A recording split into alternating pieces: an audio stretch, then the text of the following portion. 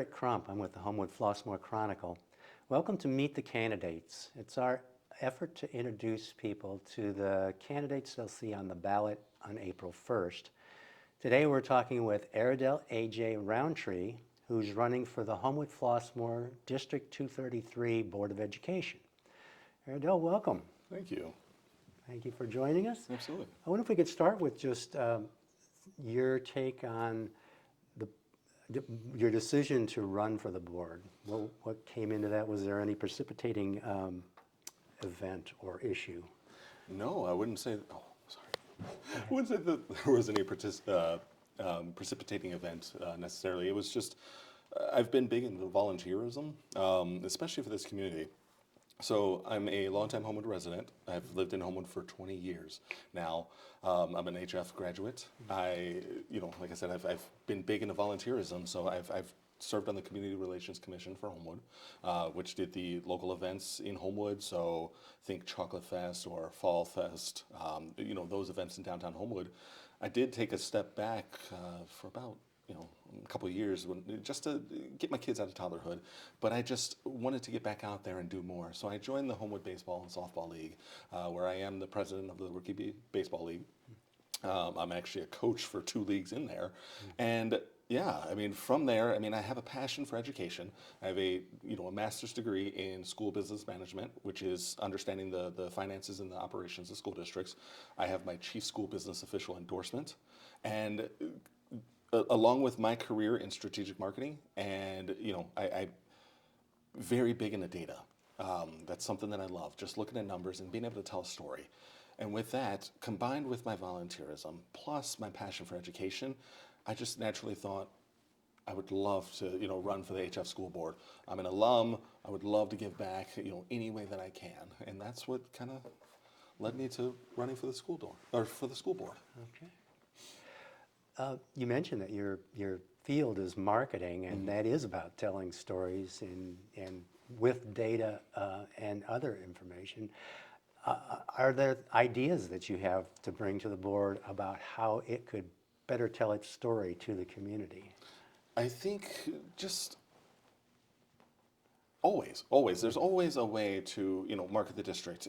HF is known for being a top-tier district, and yet there are some people out there who kind of look at the test scores or at least the school ranking, and they just say, so I think there's a way to communicate, hey, we're on the right track. We're putting the right pieces in place to get back to being that top tier district, or I'm sorry, it is the top tier district, getting back to being known as a top tier district. And I think by telling that story, showing the community and people outside of the community who are looking at HF, this is what we're doing. I was part of the interview committee that interviewed and recommended Dr. Jennifer Norrell, the incoming superintendent. I had the pleasure of doing that, and then of course, if you've attended any of the board meetings, this most recent one, her ideas for attracting really good talent is pretty evident, and I think by doing that, I'm already seeing that we've kind of put the right pieces in place that are going to help propel HF, and I think it's about sharing that that information and going from there. Okay, you mentioned that the school actually is highly regarded, and within the school, there's also how we recognize student talent. And so one issue I wondered if you could talk about that is a change that the community will have to get used to, is the shift from ranking students, the top 10, versus honors system, the magna cum laude, summa cum laude, which is a different way of recognizing talent. What's your take on the pros and cons of making that shift? Yeah, so I don't know if there's necessarily I didn't see it as a con. So at that board meeting, I was, within the audience, and I understood, yes, moving away from a top 10 into a cum laude or magna cum laude, it opens up the door. It recognizes more students. And I know there was a concern about, do we see academic achievement or the push for greatness kind of diminish within the students? And I don't necessarily think that would diminish. I think, it gives kids who would normally fall out of the top 10 sort of an opportunity, or maybe a drive to try to, hey, if cum laude recognizes the top, and I'm making it up here, 100, I can do that. I'm currently here, and I could, I think it gives that more of a push.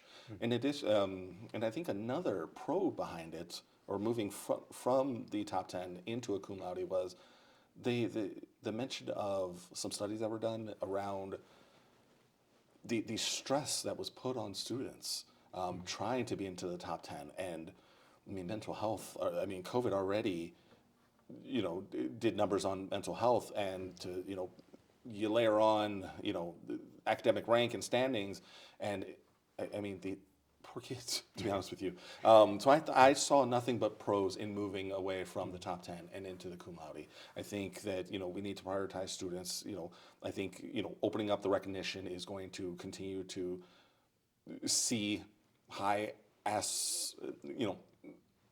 aspiring kids push to get into that recognition, because it's closer now. It's not so far as a top 10, and yeah, I think the mental health impact, it's more relaxed. I think that's beneficial. Yeah, the stress and mental health challenges are real. I think that was one of the lessons that came out of the pandemic. Yeah. That it caused a lot of uncertainty and stress, threw routines out the window. Another element of stress and mental health challenges comes with social media. And I know that cell phones are ubiquitous now, but schools are starting to try to rein in their influence over the school day. Do you think that HF so far is doing well in that regard? Are there other policies you would like to see put in place for managing that influence of social media? Yeah, so I think HF is doing the right thing by trying to rein in the cell phone usage on campus, or at least, in class. My wife is a teacher at HF, and she's told me that she really likes it. And I can see why, right? So you're trying to teach a lesson, and you have a kid in the back of the room who's on their phone. And yes, I think that in today's day and age, there's so much out there, so much content, and kids are trying to ingest it. And I mean, you got all that coupled with online bullying, and it's just, I think it's good for the district to try and rein that in. At the end of the day, you can have your cell phone, you can go about it, but I think policing it on campus is beneficial, and I think I applaud the district for doing their best to rein that in. I know it's probably a tough one. Yeah. So I was going to say, I think there were some people who were skeptical that it would work, or that, yeah. Yeah, I know, and there's a whole safety thing between, I can't reach my kid, or I'm not sure, to be honest with you, how that works, but I think by creating a safe space on campus, ensuring that we have the proper protocols in place to ensure safety, ensure that kids' devices are safe as well. I think that kind of lends itself, or eases the minds of families. In terms of, I know you had asked a question about would I want to see any other policies enforced. To be honest with you, I'm not sure. I'd love to see the data behind, the cell phone usage, how that is impacting, whether it's positive or negative, and make from there, try to see if it is positive, then what are some other things that we could do to help impact the students in a positive way, and go from there. One of the things you're involved in is school finance. I mean, you know that world. And that's a big part of being on the board. If you set the budget, you have a great deal of influence over how the school uses its resources. And so I thought it'd be good to talk a little bit about a couple of the issues anyway that pertain to that. The one that's on a lot of people's mind right now is the Trump administration's intent, apparently, to dismantle the Department of Education. And the the school does not get the majority of its funding from the federal government, but it does get some, and there are programs that are mandated by the federal government. So it will have some effect. And I was wondering if you had already given some thought to what the effect will be locally if that happens, and how the district might respond. Yeah. So in terms of federal funding, the district receives about 3 to 4%, closer to 4% of its funds from the federal level. Now, that seems small. You know, you're talking about 100% of the pie, 4% of it is from federal. But when you're talking millions and millions of dollars, that's a significant impact, right? And I think that there are ways to try to sort of circumvent that, or get around having to use that. And I think, some of the ways are, are there additional resources at the state level? If it is passed from, the federal level to, the state, is there something else that can be done there? The district currently has about 6 months in reserves, which is more than enough money. I'm not saying that's more than enough money to take care of the 4%, but that's a good amount of money in reserves. Now, the district just recently, I believe, went from 10 months or 10 and a half months down to 6 months. Is that a conversation that we need to have? Do we think that we should up it back to 10 months so that we can operate wholly as a school district without any sort of funds for a full school year, which is about 10 and a half months. So that's one way. And I think I spoke about it yesterday at the forum panel, was there are so many things that you kind of get lost in the shuffle. Budget is huge. And I had a wonderful example of streaming services, right? There's so many of them, and before you know it, you stop watching one and it goes unchecked, and next thing you know, you've paid for it for a year. Within a school, there are a lot of things like that. Take technology for an example. Districts have so many different tools and programs that kind of do the same things. My wife, for example, has to enter grades in one system for school, or for I believe, the administration, and then she has to enter a grade into a separate system for the student. Is there, and whether or not either system does it, both ways, I'm not sure. Or is there a system that allows us to do it both ways? That's one thing that we can cut, is the need for two systems that do the same thing. And the same thing with many of the programs that are used for the budget. Coming up at Northern during my master's program, I was shown at least 2 or 3 different tools. All of them did a little bit of the same thing. And there was a gentleman who was in my cohort who had a system that did it all. Now, of course, that's more expensive than a couple of the systems put together, but is it less than the greater sum, of all 4 systems, or however many there are in place? I'm not sure, but there are definitely ways that we could take a look at the budget, see what, sort of trim the fat, which would help alleviate some of the funds that's to be used in lieu of federal dollars. Okay. So, yeah, do some assessment and really look closely. I think so, yeah. Well, another thing that's a big ticket item, and that is a matter of the board and the district communicating with the community at large about, is facilities and how we maintain and manage them, but also add to the facilities. I mean, HF is known for, in the past decade or so, or a little more, adding some pretty amazing buildings and renovations that have really enhanced the plant. How do you see the district's way of explaining to the community why it's important to be investing so much money in facilities? Well, I think the District 1, it owes it to the community members to communicate why it's best. And I think the way we go about doing so, I think you have to help the community understand why it's beneficial, right?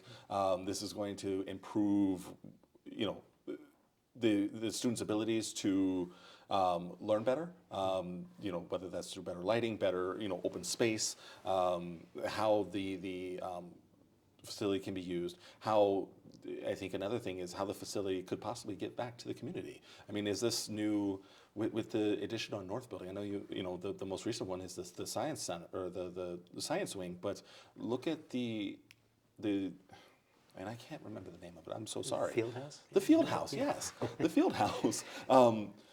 That is open to the community to use when it's not being used for XYZ or for the school. And I think by communicating that, the community can understand. Okay, this is going to benefit more than just the school. It's going to benefit me. My tax dollars are going into not only the improvement of the school and the learning, but also I can use it myself.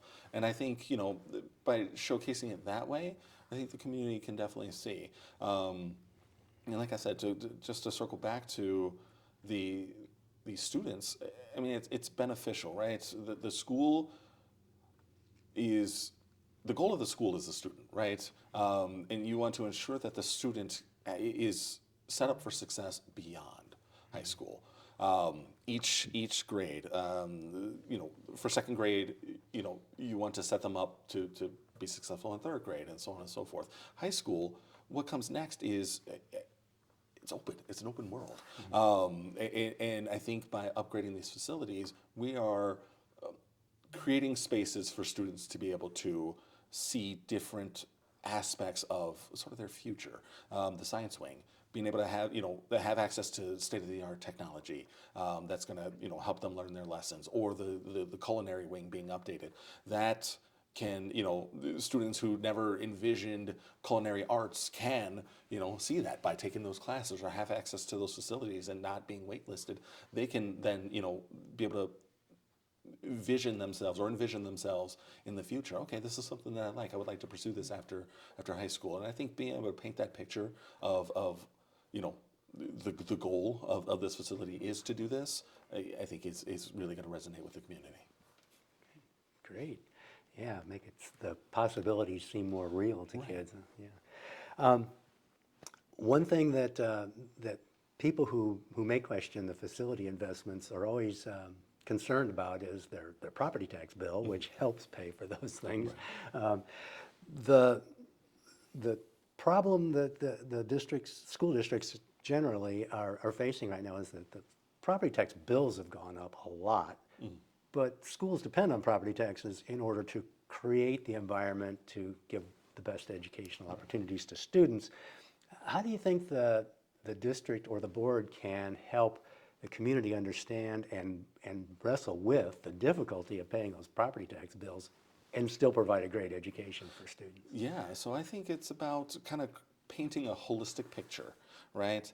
And when it comes to the local property taxes, yes, they have gone up. The district is, leveraging grants so that they can abate some of that tax money. So, the taxpayer feels less of a sting, when the county assesses, or I'm sorry, levies. I think by, like I said, painting a holistic picture, by improving our facilities, or by your property tax dollars are going to go into the school, which are then going to make the school better, right? We're going to have better resources, better facilities for our students, right? It's going to make our educational environment a top tier destination. That is the cornerstone of a bustling and booming community. The better the academics, and the better the facilities, and the better the school is going to attract families. The more families that come in, the more businesses that are going to come in. The more businesses that come in, that's income coming back into the town that can be invested back into the school. It's going to create jobs, and it's just kind of this endless circle that eventually it takes care of itself. And I think by painting that picture of, we're going to be a destination, bringing in those businesses is going to lessen the sting eventually that you feel on your property taxes. And I think, and additionally, the more members that come into this community that want to live here, that's going to lessen the feel on the property tax as well. Because, and I'm making up these numbers, asking for $50 million, if you have, after asking $50 million from 50 people is, that's, you know, each person's responsible for 1 million. But if you bring in more people into this community because you have homes available, $50 million from 100 people is a lot less of a sting then. So I think by investing in the education is investing in our community and bringing income in. So. All right, thank you. Well, we've covered a lot of good ground here, and I wanted to offer you the chance for the last word. Are there things we have not covered that you think are important to mention, or specific things you bring to the board if you're elected? Yeah, so I think that through my experience in marketing, my career has been in marketing. I'm very passionate about data, very data driven, and formulating insights off of that, coupled with my financial degree in educational degree, along with my volunteerism. I think I offer a unique perspective, right, to the district, and yeah, I think that we need a diverse group of board members to reflect the diverse group of community members that we have and our diverse educational body. And I think I bring that unique perspective that will help me offer something great to this board. Terrific. Well, thank you so much again you. for being with us, Absolutely. Aredell. It's a pleasure talking to you, and good luck on April 1st. Thank you so much.